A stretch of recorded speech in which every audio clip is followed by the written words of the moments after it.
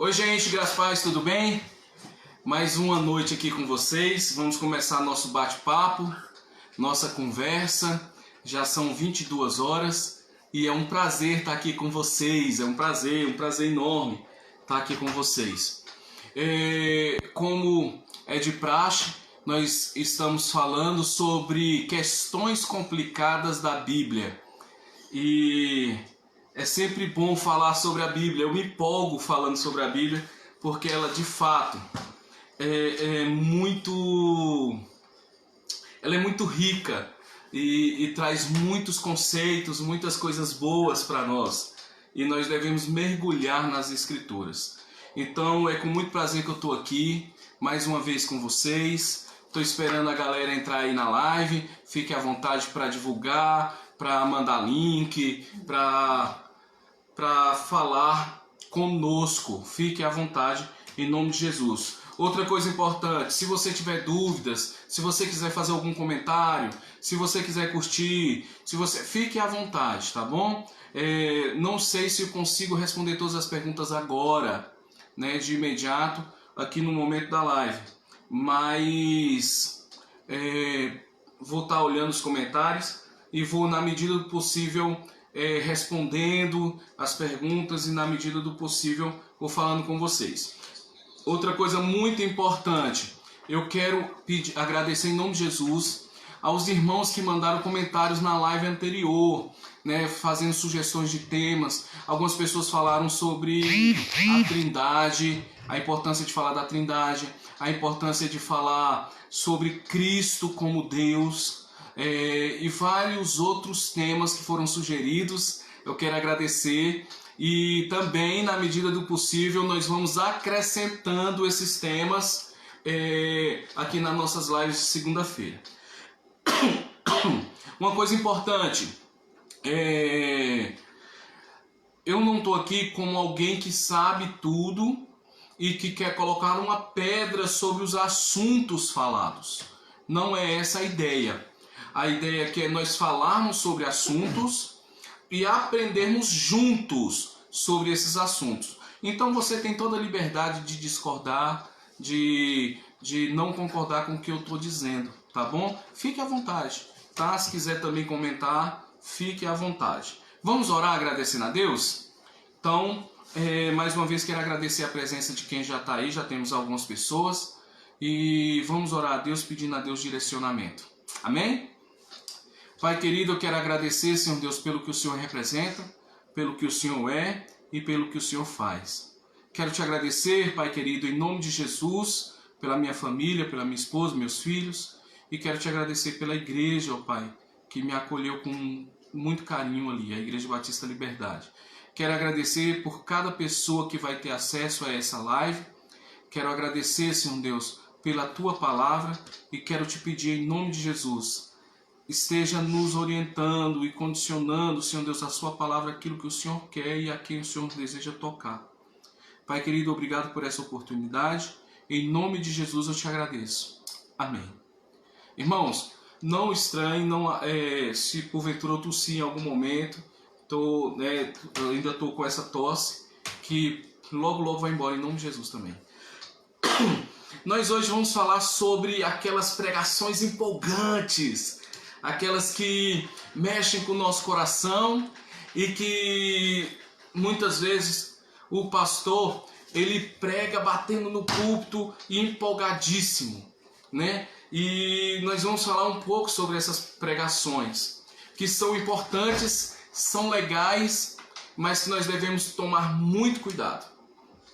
Por exemplo, eu poderia estar pregando e dizer assim: irmãos, porque quando Adão pecou, Deus colocou um anjo na porta do jardim com a espada de fogo na mão. Posso falar isso. Posso também falar, pregando sobre Elias, um momento de empolgação. Porque, irmãos, quando Elias estava ali, uma carruagem de fogo passou, pegou Elias e levou para o céu. E tem várias outras coisas que a gente ouve como corriqueiramente nos nossos púlpitos. E nós vamos falar um pouquinho sobre elas. Algumas bem simples de entendimento e outras um pouquinho mais complexas que nós vamos precisar um pouquinho mais de aprofundar um pouquinho mais no assunto, tá bom? Hoje nós vamos falar sobre textos citados como bíblicos, mas que não existem na Bíblia. Textos, ou poderia dizer assim, textos bíblicos que não são bíblicos.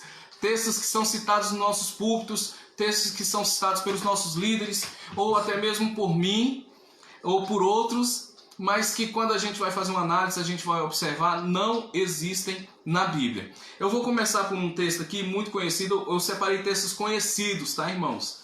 Que são comumente citados, mas que não estão na Bíblia da forma como são citados. Legal? Se você tiver algumas versões da Bíblia, fique à vontade, tá? Para conferir e fique à vontade também para comentar. O primeiro deles foi um do que eu já citei aqui.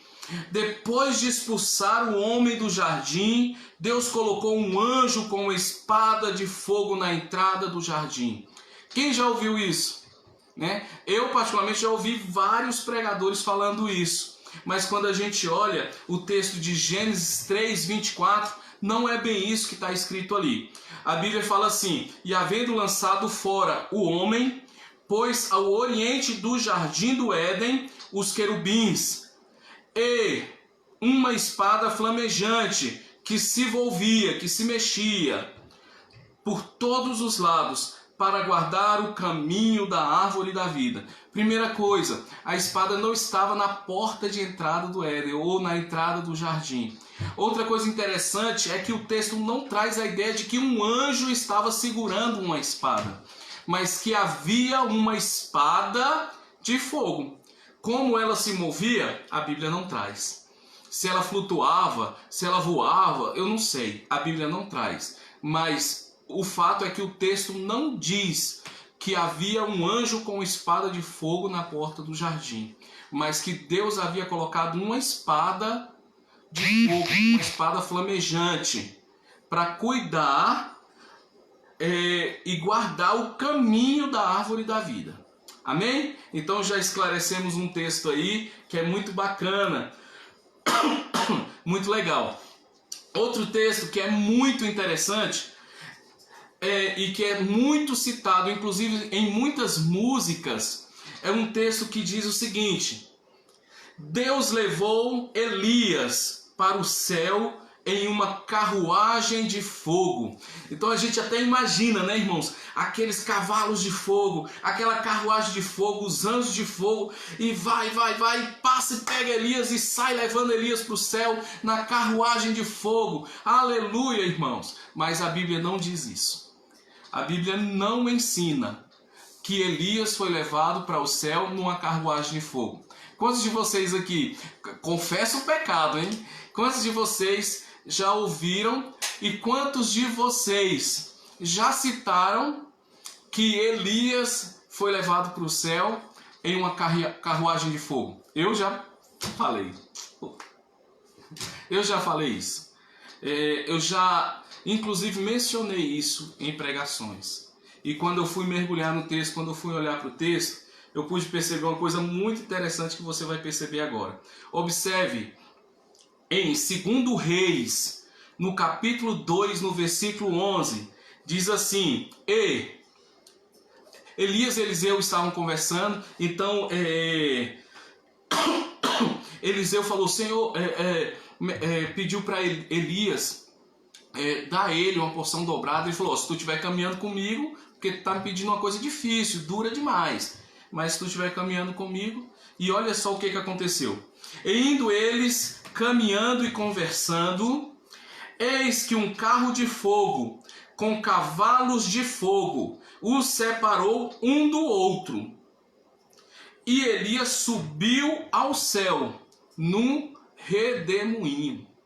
Então, o carro de fogo separa os dois e um redemoinho leva Elias ao céu. Então, não foi o carro de fogo que levou Elias, mas foi um redemoinho. Gladys, mas isso é coisa que não muda nada. Muda, irmãos. Muda tudo no contexto. muda tudo na história, na aplicação e no link que se faz do Antigo Testamento para o Novo Testamento. A gente tem que tomar muito cuidado com esses errinhos quando a gente cita textos bíblicos que não estão na Bíblia, porque a gente muda o sentido. Quando a gente coloca outras palavras, a gente muda o sentido do texto, tá bom? Eu separei aqui outros textos e eu vou falando. Se você lembrar de algum texto, coloca aí no comentário também, tá bom? Vai ser muito bacana a gente olhar esses textos aí que vocês lembraram, né? Por exemplo, a Leila falou ontem conversando comigo. Deus ajuda quem cedo madruga, né? Não, foi esse? Esse também é citado em púlpitos, hein? Mas faça a sua parte que eu te ajudarei. Está escrito na Bíblia. Muita gente fala isso, tá? Outro texto. Irmãos, se alegrem porque a Bíblia diz: diante de Deus, até a tristeza salta de alegria. Esse é um texto muito interessante, irmãos, porque eu vejo muitos ministros de louvor, muitos cantores dizendo isso: alegrai-vos na presença de Deus, porque diante de Deus até a tristeza pula de alegria. Esse texto é um texto tirado de Jó, capítulo 41, versículo 22, onde ele está falando de um ser, né? Alguns dizem que é um ser mitológico, outros dizem que é um crocodilo, né? E aí vai, a Bíblia não diz qual é o nome do animal em si, mas diz que esse animal era um animal poderosíssimo. E fala que o pescoço dele é muito forte, que fala acerca dos músculos, fala acerca desse animal, né? E quando está falando do animal, no verso 22 do capítulo 41, fala assim: no seu pescoço resiste a força, e diante dele salta o desespero. Algumas versões antigas trazem a palavra alegria mesmo, tá bom? Mas foi uma confusão na transliteração do hebraico para o português. Então, algumas versões dizem assim: no seu pescoço resiste a força, diante dele salta de gozo. E algumas pessoas por si só já traduzem alegria, né? Então, o que está acontecendo nesse texto de Jó 41? E mais especificadamente no verso 22. Ele está falando de um animal. E ele está dizendo assim, que quando alguém se coloca diante desse animal, ele pula, ele se assusta, ele pula de desespero, tá bom? E ele está falando que Deus fez esse animal, a glória de Deus, né? Que Deus é poderoso a ponto de criar esses animais. E isso ele está falando assim, está sendo uma conversa ali com Jó, tá bom? Então já citamos 3 textos aqui que as pessoas citam como se fossem bíblicos, mas na Bíblia não está dessa forma. Outro texto que é muito interessante: como um leão que ruge, o diabo quer nos destruir. Lembra dessa música? Essa música tem uma parte muito interessante. Fala que Jesus tomou as chaves da morte e do inferno da mão do diabo. A gente canta essa música na igreja, mas a gente não confere. A gente não confere os textos bíblicos citados nas músicas. Muitas vezes, né? Muitos de nós não conferimos. E é interessante, ó, porque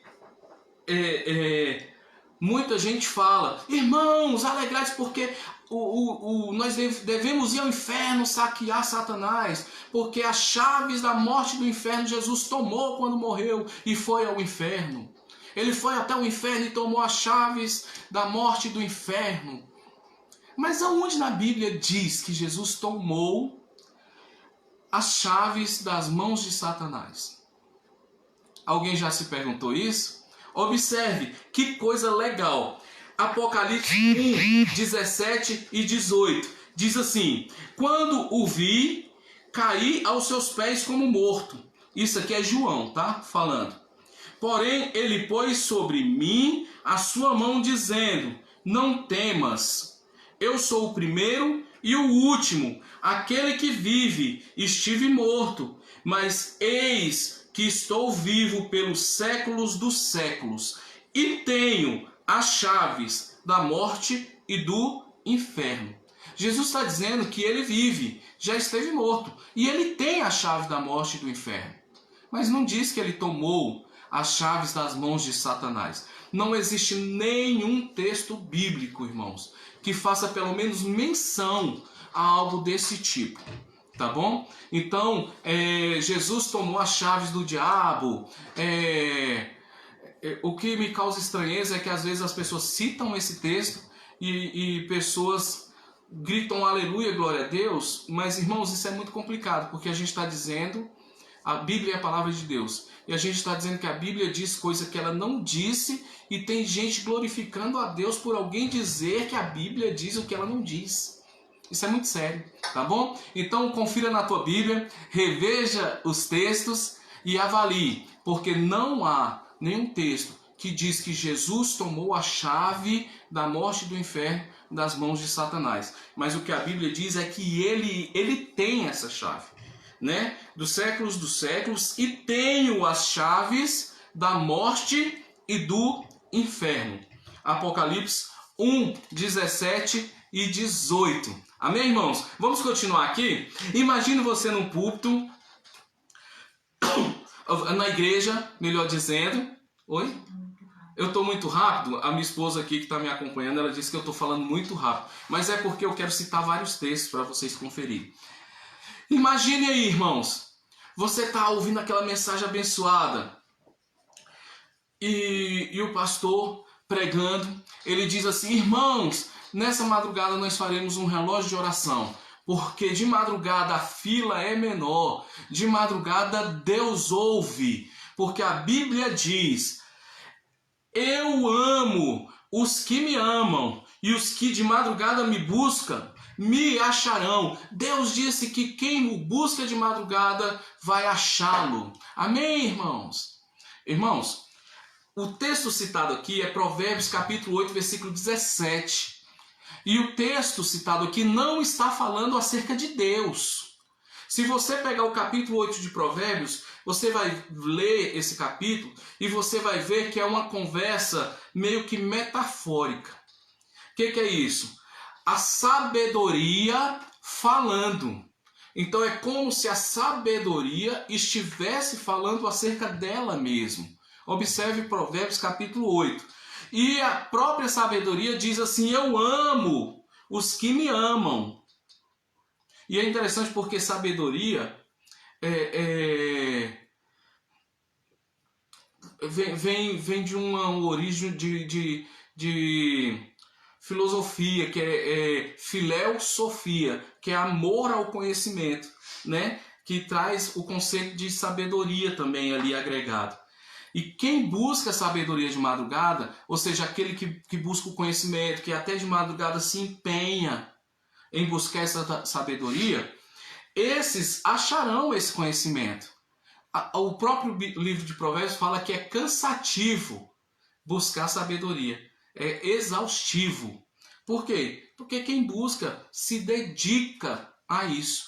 Então, Provérbios 8,17 está falando exatamente disso. Que quem busca de madrugada o conhecimento, quem busca sabedoria e vara à noite buscando sabedoria, conhecimento, vai encontrar.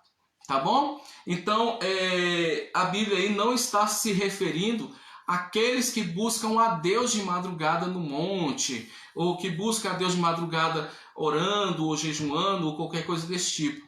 Tá bom? Gledson, então é errado eu orar de madrugada? Não, irmãos. Não. Jesus fazia isso. Tanto é que ele pede para os discípulos esperarem e vigiarem com ele, e os discípulos dormem, porque já estava tarde da noite. Jesus fazia isso. Errado é citar esse texto como um texto em que Deus ama quem busca de madrugada e Deus se revelará a quem busca de madrugada usando esse texto, porque esse texto não diz isso. Ele está falando sobre a sabedoria. E tem gente que ainda usa o termo assim: Deus disse que ele ama os que o amam e os que buscam de madrugada. A Bíblia não disse que Deus disse. Quem está ali fazendo referência é a sabedoria. Tá bom? Legal, irmãos? Isso está em Provérbios 8,17. Provérbios 8,17. Outro texto que é comumente citado em muitas músicas também, e em muitas mensagens trazidas aí nas lives e trazer. Eu já vi várias lives pessoas citando isso. Irmãos, busquem a Deus, porque toda a terra se encherá da glória do Senhor, como as águas cobrem o mar. Pastor Gledson, esse texto tem na Bíblia. Não, irmãos. Toda a terra se encherá da glória do Senhor, como as águas cobrem o mar. O que houve aqui foi uma confusão de texto, uma mistura de texto, tá bom? Abacuque 2,14 diz o seguinte: porque a terra se encherá do conhecimento da glória do Senhor, como as águas cobrem o mar. Então a Bíblia é clara que a terra se encherá da glória de Deus e não necessariamente da glória de Deus, tá bom? Outro texto que é citado, usando como base para isso, é Isaías 11:9, que diz assim: não se fará mal nem dano algum a todo o monte da minha santidade, porque a terra se encherá do conhecimento do Senhor, como as águas cobrem o mar. Isaías 11:9. Esses dois textos falam do conhecimento da glória de Deus e não da glória de Deus. Isso muda todo o sentido do texto. Agora tem um texto muito interessante, que é Isaías capítulo 6, quando os serafins estão ali dizendo: Santo, Santo, Santo é o Senhor. Diz o seguinte: e clamavam uns aos outros dizendo: Santo, Santo, Santo é o Senhor dos exércitos. Toda a terra está cheia da sua glória. Mas não tem aí como as águas cobrem o mar. Então, há uma mistura dos textos, há uma confusão textual. Provavelmente, a pessoa que está trazendo a mensagem, ele mistura os dois textos. Ah, pastor, mas tem o mesmo sentido. Irmãos, textos que não estão citados, que são citados como sendo bíblicos, sem estar na Bíblia, irmãos, não tem como defender essa ideia. Tá bom? É erro, é errado. Nós precisamos nos policiar e nos corrigir. Inclusive eu também, porque eu também já fiz isso. Tá bom? Inclusive há cântico, um lindo cântico que fala isso, que a glória do Senhor encherá toda a terra como as águas cobrem o mar. Mas o texto bíblico não diz isso, apesar de ser muito bonito, mas não diz isso. Outro texto que é muito interessante. Por que eu estou falando sobre a Bíblia? Eu falei semana passada sobre a Bíblia sendo palavra de Deus e estou citando alguns textos aqui. Porque mais para frente nós vamos falar sobre questões complicadas da Bíblia. E esses textos vão vir na cabeça de vocês. Por quê? Porque muitas vezes nós ouvimos tanto certos textos que a gente acha que aquele texto realmente é bíblico. Mas aquele texto não traz o contexto bíblico. Tá bom? Outro texto muito bacana: não vos embriagueis com vinhos, no qual há dissolução, mas embriagai-vos com o Espírito Santo. Amados, a Bíblia, quando traz a ideia de embriagar, traz a ideia de perder os sentidos, de não ter controle. Esse texto é comumente usado para justificar certas coisas que acontecem em cultos, por exemplo, a unção do riso, a unção, os êxtases, inclusive para justificar também certas unções de animais. Por exemplo, a unção, eu já vi, tá, irmãos? A unção da lagartixa, o pregador fica fazendo assim. Ou a pessoa que está com a unção, né, fica mexendo a cabeça para frente e para trás assim. A unção do riso também já vi. E vários outros tipos de unções que acontecem aí em muitos arraiais gospel e que são justificados com esse texto. Irmãos, não vos embriagueis com vinho, que há discórdia e dissolução, mas embriagai-vos do Espírito. E a unção do urso. Teve um caso de um colega que estava pregando, uma pessoa chegou do lado do púlpito, pulou, fez uau! E o pregador assustou. E o pregador olhou para ele: que é isso, irmãos? Aí um irmão chegou do outro lado e falou: não, isso é a unção do urso. Então, pasme, existem isso, tá? Existem essas coisas no meio das igrejas evangélicas. Então, esse texto não existe assim. Mas o texto correto é: não vos embriagueis com vinho, em que há contenda, mas enchei-vos do Espírito. Encher-se do Espírito é diferente de embriagar-se do Espírito. Isso é muito importante. Você vai achar esse texto em Efésios capítulo 5, no verso 18. Amém, irmãos? Espero que vocês estejam acompanhando aí. Se você quiser conferir os textos, eu estou correndo um pouquinho, tá bom? Porque eu não quero que a live se estenda demais também. Outro texto interessante que você vai conhecer, e no final tem um desafio com presente, tá bom? Fique esperto aí. Tem um desafio com um presente que eu vou fazer para vocês. Outro texto diz assim: buscai em primeiro lugar o reino de Deus e a sua justiça, e todas as coisas vos serão acrescentadas. Irmãos, esse texto, desta forma, é usado muito em igrejas que são precursoras e que defendem a ideia da teologia da prosperidade. Diz o seguinte, irmãos, busquem o reino de Deus. Busque o reino de Deus e todas as outras coisas vos serão acrescentadas. Eu vi recentemente numa live um pastor, aliás, eu vi um comentário sobre um pastor que diz: se você não tem dinheiro para trazer para a igreja, pegue emprestado, faça um empréstimo e traga, porque você deve honrar primeiro o reino de Deus e todas as outras coisas vos serão acrescentadas. Você vai ter tudo o que você quiser, tudo o que você precisar, você vai ter, se você buscar primeiro o reino de Deus. E quando a gente olha com o texto de Mateus 6, 33 e Lucas 12, 31, e o contexto e o texto, ele não diz isso. É muito interessante. O texto fala assim: mas buscai primeiro o reino de Deus e a sua justiça, e todas essas coisas vos serão acrescentadas. Tanto em Mateus 6,32 quanto em Lucas 12,31 diz assim: e todas essas coisas vos serão acrescentadas. Dica: todas as vezes que você lê a Bíblia e você quiser ver algo, você precisa perguntar ao texto. Onde, quando, por quê, como, quem. Você tem que perguntar isso para o texto. E quando você olha todas estas coisas vos serão acrescentadas, você pergunta que coisas? Aí você volta um pouquinho no texto para conferir que coisas são essas. Jesus está falando de coisas que são para sobrevivência: a comida, a roupa, a água, o alimento.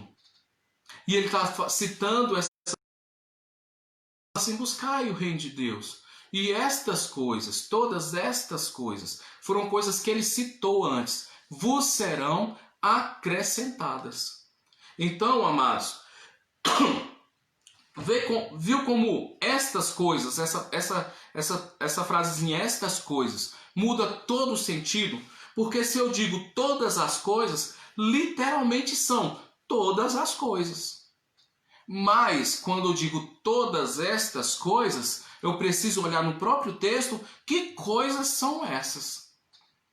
Legal? Até aqui tranquilo? Ótimo! Eu espero que esteja ajudando vocês. E lembrando, se tiver algum texto, coloca aí para a gente ver nos comentários. Esse texto, ele é um pouquinho mais complexo.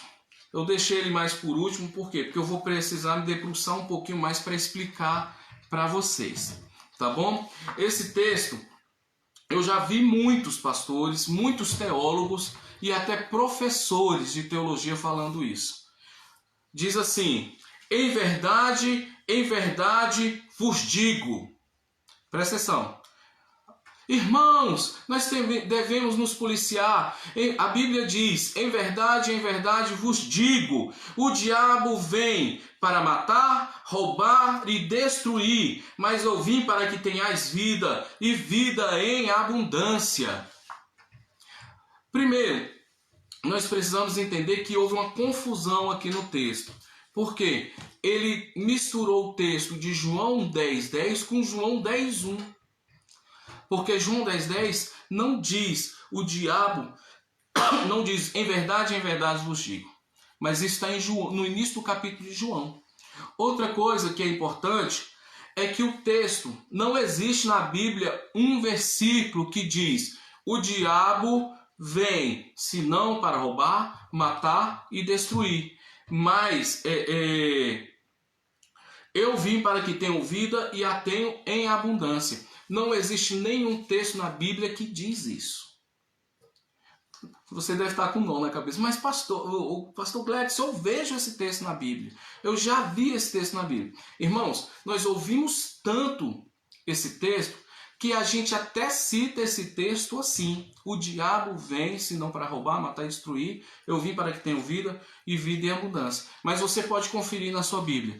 João capítulo 10, versículo 10.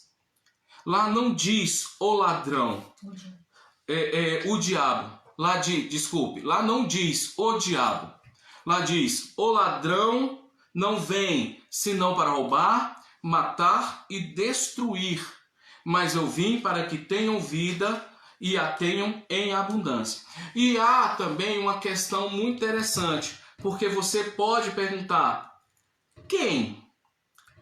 Quem é esse ladrão? Amados, há uma confusão muito grande dentro do campo teológico aí, dentro da ideia teológica. Me dá aqui esse papel, por favor, amor. Dentro do campo da ideia teológica. Porque alguns dizem, o ladrão, eu já vi pessoas dizendo assim: mas faz referência a ele mesmo, então é o diabo. Então nós devemos olhar o texto pelo texto dentro do contexto. E não o que eu acho. O que você acha é muito legal, é muito bacana, mas não revela o que a Bíblia diz. O que revela o que a Bíblia diz é o que a Bíblia diz. Então nós vamos olhar para o texto, tá bom? Então, Gladys, o que você está dizendo? Um ladrão citado no texto se refere ao diabo, certo? Não, irmãos. Não se refere ao diabo. O texto de João, capítulo 10, versículo 10, não faz referência a Satanás. Tá bom? Eu vou citar aqui o porquê. Preste atenção. A Bíblia, o Novo Testamento, cita o termo ladrão 17 vezes. Vou repetir. O Novo Testamento, ele cita o termo ladrão 17 vezes. Então, nenhuma dessas vezes o termo ladrão é usado para fazer referência a Satanás. Em nenhum texto do Novo Testamento, nenhum texto bíblico do Novo Testamento faz referência a Satanás como sendo ladrão. Eu não estou dizendo aqui que ele é gente boa não, porque ele é o capeta, ele é ruim, ele é o diabo. Tá? Ele não presta, ele é ruim, ele é mau. Mas eu não posso usar o texto de João 10:10 para dizer que é ele. Vamos lá. A Bíblia fala 17 vezes acerca de ladrão e nenhuma delas se refere ao diabo, tá bom? Eu vou citar aqui. 6 vezes a Bíblia fala acerca de Satanás, acerca do ladrão, desculpa, fazendo referência à imprevisibilidade da volta de Jesus. 6 vezes a Bíblia fala de um ladrão, fazendo referência à imprevisibilidade da volta de Cristo Jesus. Vamos lá. Mateus 24:43. Lucas, eu vou falar, vai ficar gravado. Se você quiser buscar os textos depois, fica à vontade. Mateus 24:43. Lucas 12:39. 1 Tessalonicenses 5:2 e 4. 1 Tessalonicenses, capítulo 5, versículo 2 e versículo 4. 2 de Pedro, capítulo 3, versículo 10. E Apocalipse 16, versículo 15. Certo? Todos esses textos que eu citei, a Bíblia está fazendo referência à imprevisibilidade da volta de Cristo. No dia da minha vida será como um ladrão de noite que você não espera. É esse o sentido. Outras 6 vezes, a Bíblia no Novo Testamento faz referência ao ladrão, trazendo a ideia literal de ladrão. Ele fala de um ladrão como um ladrão, literalmente. Aquele que vai roubar a casa de alguém. Aquele que rouba. Você vai ver isso em Mateus 6:19, Mateus 21:13, Marcos 11:17, Lucas 12:32, 1 Coríntios 6:10, 1 de Pedro 4:15. Todos esses 6 textos que eu falei, a Bíblia no Novo Testamento faz referência ao ladrão como um ladrão literal, tá bom? Tem uma referência referindo-se a Judas, falando que Judas estava roubando, que Judas era um ladrão. Esse você vai ver em João capítulo 12, versículo 6. É onde faz referência a Judas como sendo ladrão. Outro texto que faz referência ao ladrão, referindo-se ao juízo de Deus sobre a igreja de Sardes. Lá em Apocalipse capítulo 3, versículo 3. Jesus está falando que se Sardes não mudar algumas posturas dela, ele vai trazer o seu juízo repentinamente. Então está falando sobre a ideia da imprevisibilidade da justiça de Deus sobre a igreja de Sardes. Vai ser de repente como um ladrão, tá bom? Outro texto que é citado 3 vezes, a referência está se referindo a um ladrão fazendo referência a falsos líderes, a falsos pastores, a falsos mestres, de uma forma muito mais específica aos escribas e fariseus. Esses textos estão em João capítulo 10. Se você quiser abrir, pode conferir. João capítulo 10, no versículo 1, no versículo 8 e no versículo 10. Então, quando a Bíblia fala sobre o ladrão, em João capítulo 10, eu vou pegar minha Bíblia aqui, no capítulo 10, no versículo 1, no versículo 8 e no versículo 10, esse texto está fazendo referência aos escribas, fariseus, mestres da lei e falsos mestres. Tá bom? Então a referência aí não é ao diabo. É errôneo afirmar isso. Certo? Verso 1 do capítulo 10. Em verdade vos digo, o que não entra pela porta do aprisco das ovelhas, mas sobe por outra parte, este é o ladrão e salteador. Irmãos, quando a gente olha o capítulo 10 de João, nós precisamos olhar um negócio chamado perícope. Eu não posso ler o capítulo 10, isso é prejudicial extremo. Quando eu leio o capítulo 10 de João, sem olhar o capítulo 9. Porque o capítulo 10 de João não é onde começa o texto. O texto do capítulo 10 deve ser lido à luz do capítulo 9. Mesmo porque, irmãos, presta atenção. Olha como começa o capítulo 10. Em verdade vos digo. Todas as vezes que você vê essa frase, em verdade vos digo, está se fazendo referência a algo que foi citado antes, trazendo sobre o texto um maior peso de veracidade. É como o nordestino diz.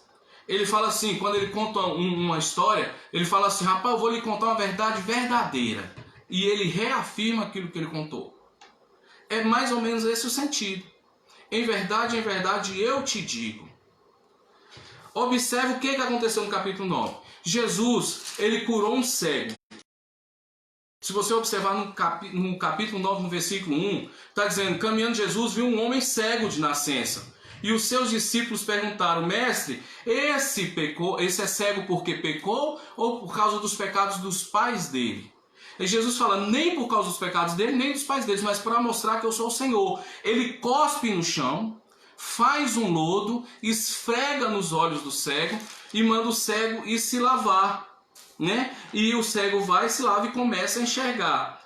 Só que os escribas e fariseus começam a questionar o cego que foi curado.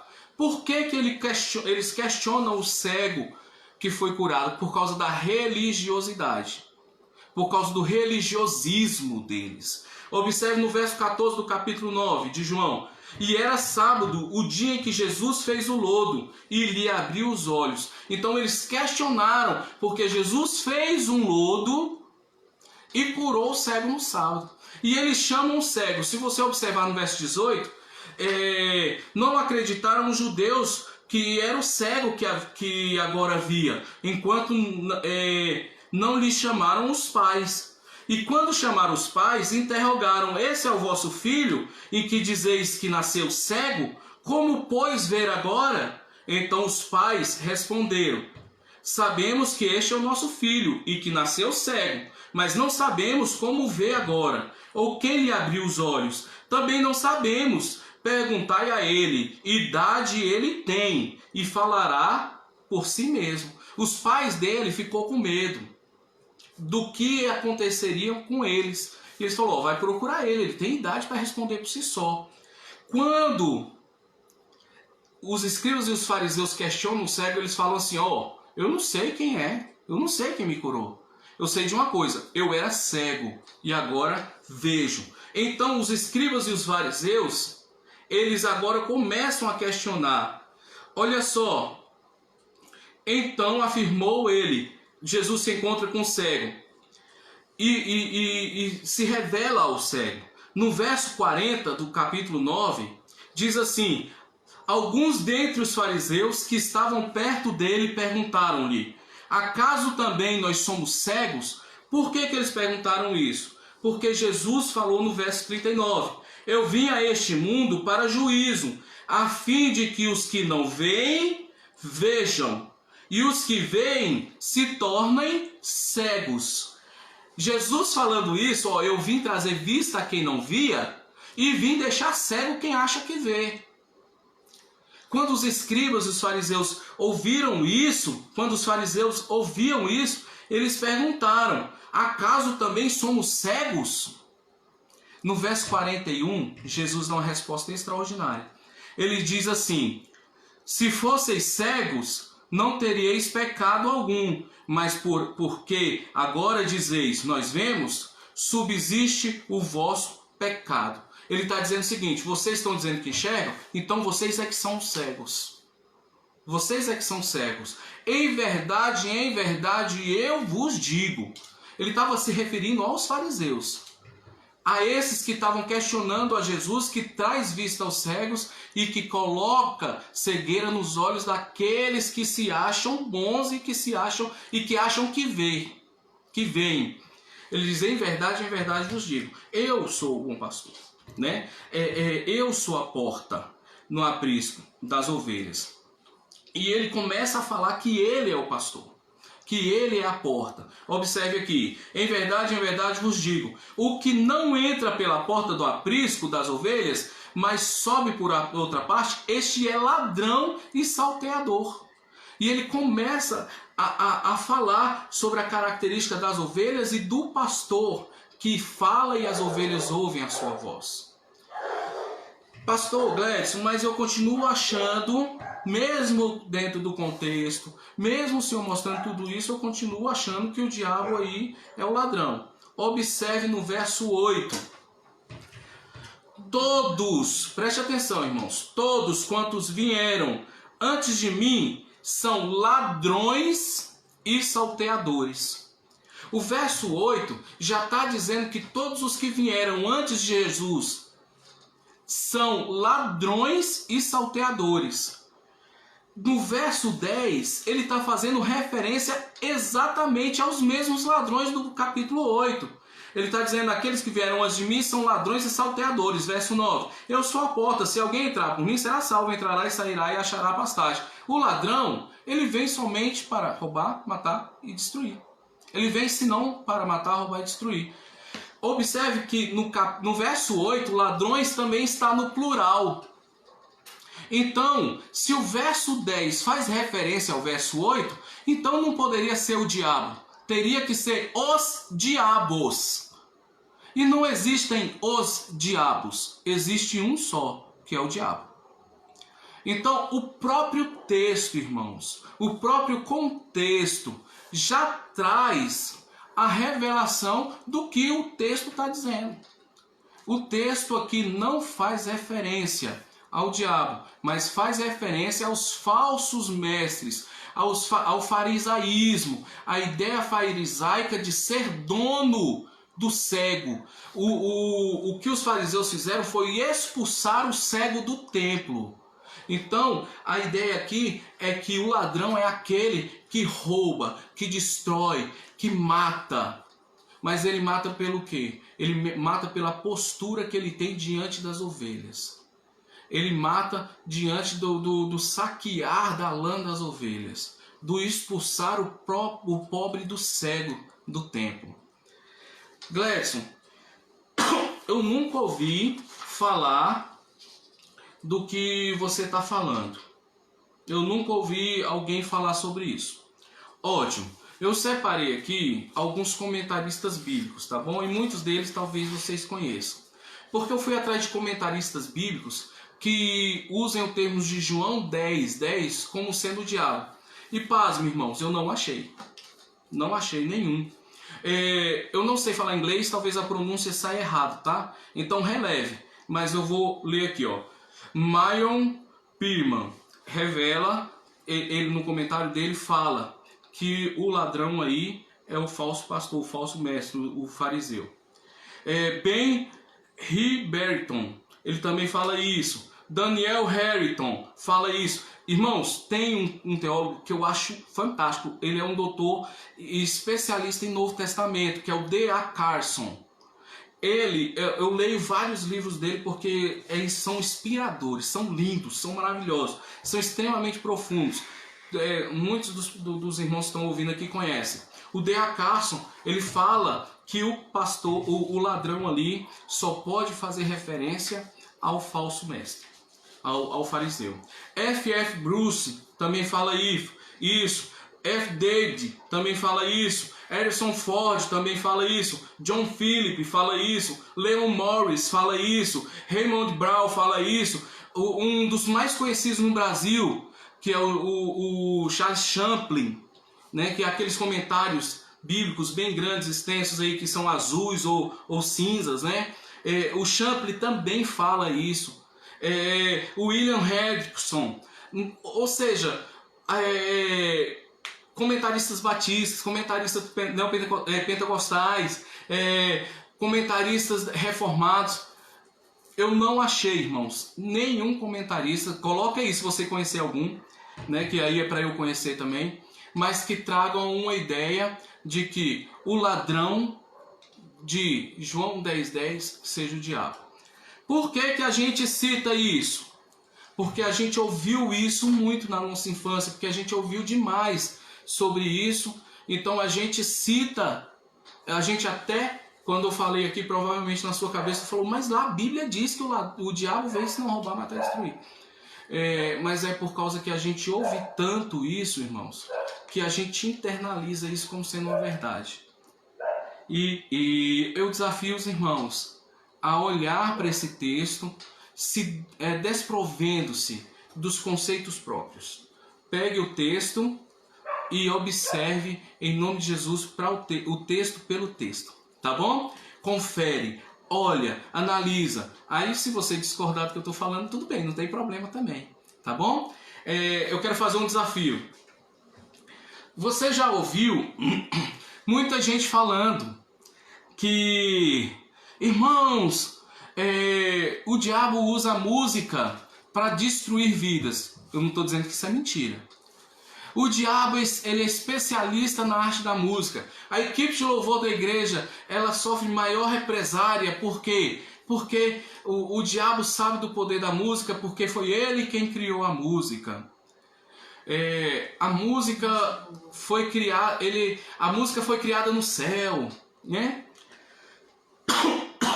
E eu já vi centenas de pessoas dizendo: irmãos, nós temos que orar pelos irmãos da música, pelos levitas da igreja. Ainda uso o termo levita de forma errada. Os levitas da igreja, por quê? Porque o diabo sabe onde atacá-los, porque o diabo era ministro de louvor no céu. Então, amados, o desafio está lançado. Eu quero dar uma caixa de chocolate para o primeiro irmão que colocar no comentário da live, citando o texto bíblico. Tem que citar o texto bíblico, onde diz que o diabo era ministro de louvor no céu. Fica aí o desafio. Pensa, reflete, avalia, reflita, avalia, confira o texto, porque se você colocar um texto bíblico no comentário, onde diz que o diabo era ministro do louvor do céu, sem que você tenha que fazer um jogo de cintura e dar uma chave de braço no texto, dizendo o que você acha, né? Porque não é o que você acha, é o que o texto diz. Eu me comprometo a dar uma caixa de chocolate para você, tá bom? Fica aí o desafio lançado e fica aí mais uma observação. Muitas vezes nós falamos que o diabo foi ministro de louvor do céu, não porque nós conferimos um texto bíblico. E geralmente as pessoas que citam isso, eles nunca citam um texto bíblico. Eles simplesmente citam essa frase, mas não há uma referência específica a respeito disso. Tá bom? Fica o desafio lançado. Tem vários outros textos, irmãos. Eu separei aqui dezenas de textos, mas eu não vou me estender porque ficaria muito longo e não é essa a ideia. Irmãos, se você achou bacana o que foi dito, ótimo, glória a Deus, curte aí, comenta. Se você não concorda, glória a Deus, curte aí, comenta. Mais uma vez, quero deixar claro, eu não sou o detentor da verdade, mas nós precisamos olhar os textos bíblicos com profundidade, a ponto de termos a consciência de que o texto bíblico é quem tem que me mudar, e não eu que tenho que mudar o texto bíblico para me adequar ao que eu quero. Mas a Bíblia deve ser lida para que eu me adeque ao que ela quer. Amém?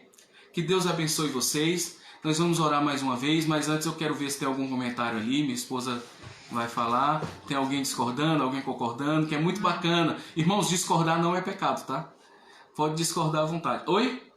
Não, só tem algum comentando. A irmã Iraci comentou. A irmã Iraci comentou o quê? Fala aí. A Rosemary disse que está aprendendo muito, que tem sido... Rosemary, também estou aprendendo muito com vocês, viu, minha irmã? José Dias, excelente explanação. O José Dias está aí junto. Oi, quem mais? A Yaraci diz também que está muito desafiada a observar os textos bíblicos. Opa, Yaraci, é isso aí, fica desafiado a observar. Observe, começa por esse aí, ó, do Satanás sendo ministro. Dias disse que já perdemos a caixa de chocolate. Quem? José Dias. Não, José Dias, não fala isso, já perdeu a caixa de chocolate. Olha lá, procura esse negócio. De repente vocês acham. Tá bom? Tem que conferir, irmãos. E eu acho lindo essas coisas, eu acho muito bacana. Se nós estivéssemos na sala de aula, eu estaria vendo os olhos de vocês brilhando agora.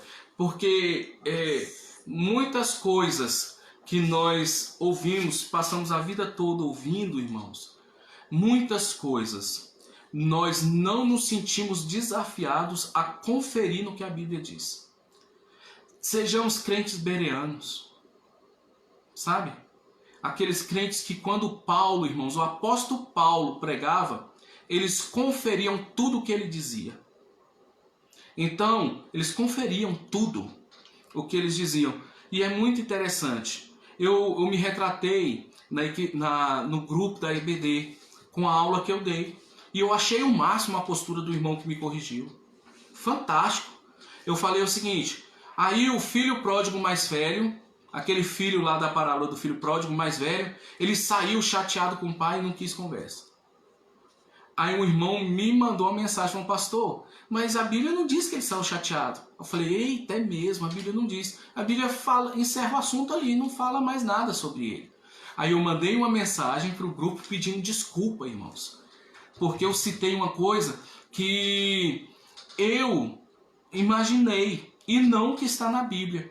Eu amei a palavra do pastor Gerson ontem, quando ele citou Atos, quando Paulo está indo no caminho de Damasco e ele cai com o rosto em terra.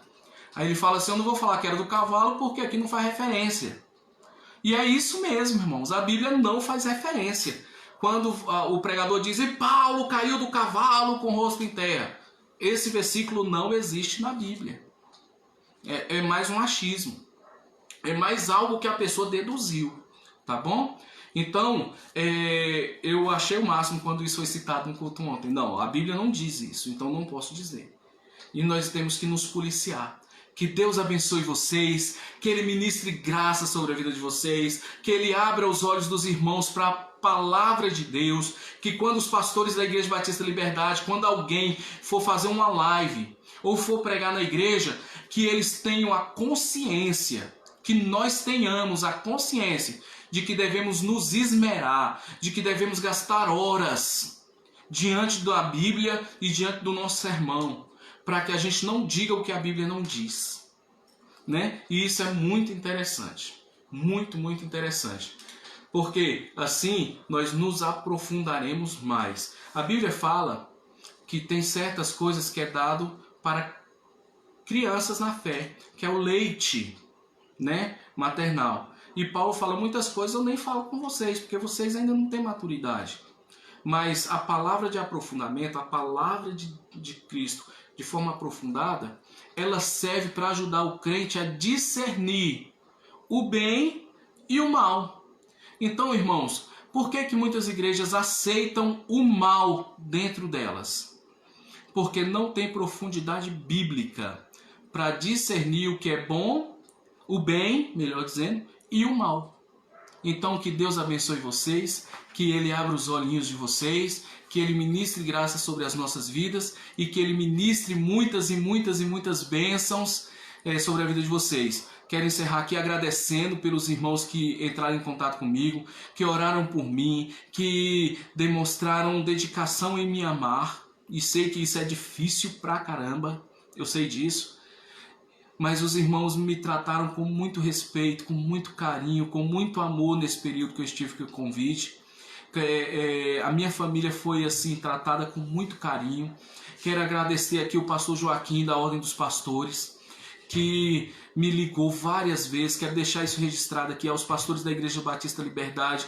Todos eles falaram comigo. O pastor Antônio queria vir aqui na minha casa para me ajudar com algumas questões da cesta. Eu é que segurei um pouco, né? E ele falou, não, irmão, fica quieto aí, pelo amor de Deus. Não vem para cá não, porque eu posso, né, transmitir algo para você. E os irmãos, poxa, é muito satisfatório. Eu até me emociono, irmãos. Eu tô aqui me segurando. Porque um pastor ligar para você e falar assim, eu saio da minha casa para ir na sua casa agora, que nem o pastor Antônio fez, sabendo que eu estava com uma doença altamente contagiosa. Isso é amor, irmãos. E isso é raríssimo. Pastor Edivan se colocando à disposição, pastor Elias perguntando se eu estava precisando de alguma coisa. O pastor Gerson Neto, ele me ligava todos os dias, irmãos. E ele não aceitava eu atender ele sem ser por videoconferência. Porque o que ele me falou foi o seguinte, eu quero ver o seu rosto, eu quero ver como você está.